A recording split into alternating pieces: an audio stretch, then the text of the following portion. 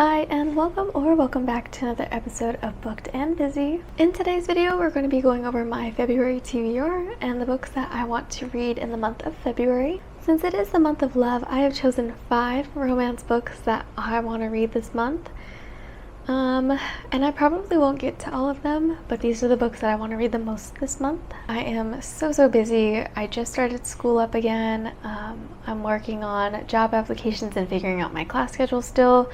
So I don't really have high expectations for myself for reading a lot of books this month. My reading goal for this month will only be 3 books, just because I'm so busy and I don't want to overcommit to reading and not even have the time for it and stress myself out about my reading goal, because it's supposed to be fun. It's not supposed to be stressful.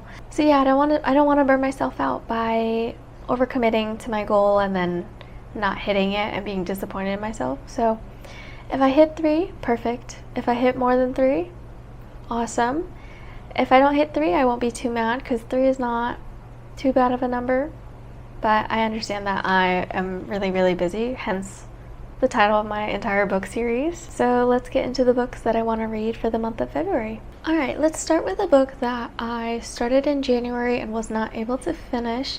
It is my best friend's to-do list. If you want the full description, that one is in my January TBR video. I think that this one is a best friend to lover situation. I haven't really read that much of the book, but as of what I can tell, the relationship is very friendly, very comfortable. So yeah, it is a romance book. It does technically qualify for my February romance reading. So we're going to start with this one. So the next book that I'm really excited to read this month is Twisted Love by Huang. You guys have probably already read this book, and I have yet to pick the series up. I see it in Barnes & Noble all the time, but it is on Kindle Unlimited, so I will be reading this one. It's only 360 pages, 4 stars, over 117,000 reviews, so I have high expectations for this one. It follows the story of Alex, and he is forced to look after his best friend's sister. It says it's a contemporary brother's best friend, grumpy sunshine romance. It is book 1 in the Twisted series and can be read as a standalone. There are a handful of warnings on this one, but I'm not surprised because everything that I've seen from this book online, not PG. Definitely not PG. I'm not going to say much about this one because I feel like everyone on the internet has read this book already. So we're going to finish my best friend's to-do list, and this will be the first book that I pick up right after, and we'll see what happens. Bless Kindle Unlimited for having this in their library, because otherwise I would not have bought the book. I'm very excited for this one, so stay tuned. This one will definitely be in my reading vlog for this month. Alright, the next book on my TBR is Strawberry Fields for Never, an Enemies to Lovers sweet romantic comedy by Kate Watson. This one is also a short one. It's only 282 pages. The description says, she's the desperate CEO hired to rebrand a sleepy southern orchard. He's the stubborn heir determined to see her fail. All's fair in love and farming.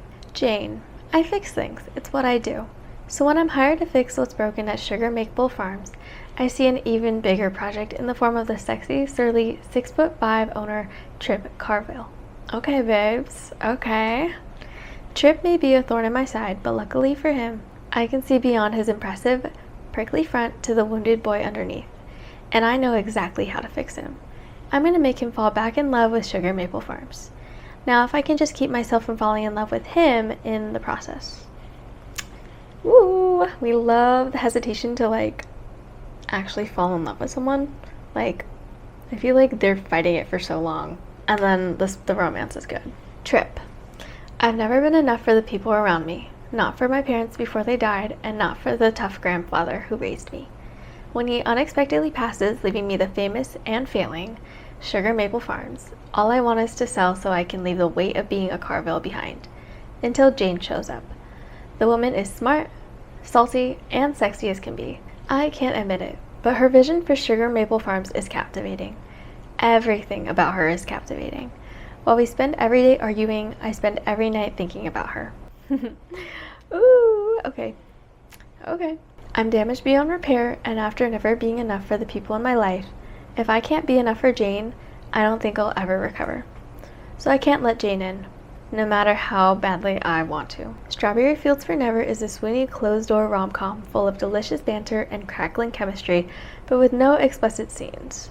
It's the first in a series of standalone novels featuring 5 best friends. Alright, so no spice in this one. Boring. But I think a sweet little romance would be so cute for this month. I'm really excited for this one. Hopefully I get to read this one this month. Yeah, all these books I'm so excited to read. I just really hope that I can get to them all. The next book that we have on my TBR is Best Man for the Wedding Planner, A Second Chance Romance by Donna, Alward. This one is super short. Wait, this one's even shorter than the last. Okay, maybe I will be getting through a bunch of books on my TBR this month. This one's only 183 pages. The description says, Adele Hawthorne is planning the biggest wedding of her career at the glamorous Fiore Cascade Hotel in Banff's Winter Wonderland. She's used to handling last-minute wrinkles with ease, but the arrival of the best man throws her plans into disarray, because the man in the custom tuxedo is none other than Dan Burmicombe, the man she walked away from 8 years earlier. Damn. Okay. Okay, girl. Okay. Dan's tried his hardest to forget Adele, so discovering she's the mastermind behind the wedding weekend brings up all the old feelings he's kept buried.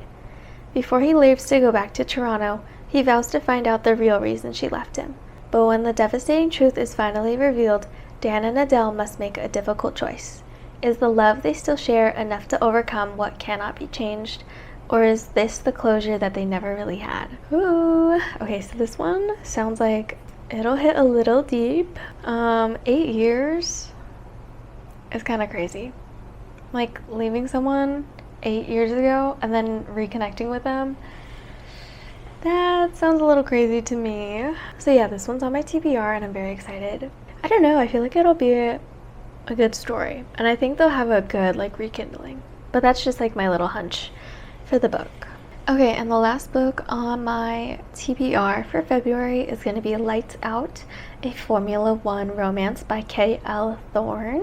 This one is 252 pages, so it's going to be a quick read as well. And the description pretty much says, ever since Maddie Michaels was a little girl, she's dreamt about being a racing driver. When she signed by Ferrari for her debut into Formula One, the first woman in history to ever do so successfully, it's all too good to be true. Until she meets her teammate, Nick Larson. He's arrogant, infuriating, and downright rude, but Maddie is determined to hold her own and prove her worth to the racing heavyweight. The sparks start flying between them, both on and off the track, leading to a passionate and turbulent secret relationship. Can Maddie blaze a trail for women in motorsports, or will the heat of the competition prove too much for her to withstand? Ooh, okay. I have yet to read a Formula One romance book or any Formula One books. I'm very excited for this one. I think she might have a little dilemma between obviously her career and, you know, making her own path for herself in the industry and not getting caught up with a guy, because we can kind of see, like, every time, like, a woman does something, just like in general, in life in general, they always, like, say, oh, you slept your way to the top, or like you got handed that job because of daddy's money and that kind of thing. So I can kind of see how that will be probably like a theme, like an idea in this book, because obviously you want to, like, make your own path. You don't want to, like, be told that you were handed stepping stools into what you do. You want to, like, earn your spot there. I feel like in this book she might get a little conflicted with her relationship with him, and possibly, like, how much does her career mean to her? How much do people say about her? How does that affect her? You know what I mean? I hope that makes sense. That's all I'm going to say about that book. And that is the list of the 5 books that I want to read for this month. Thank you guys so much for watching. I hope you enjoyed this video. I'm looking forward to reading these books. I'm hoping that I can get to a bunch of them. We will have to see what ends up happening. Go ahead and hit that like and subscribe button so that I know that you like this kind of content and want to see more of it from me. Other than that, I'll see you guys in the next one.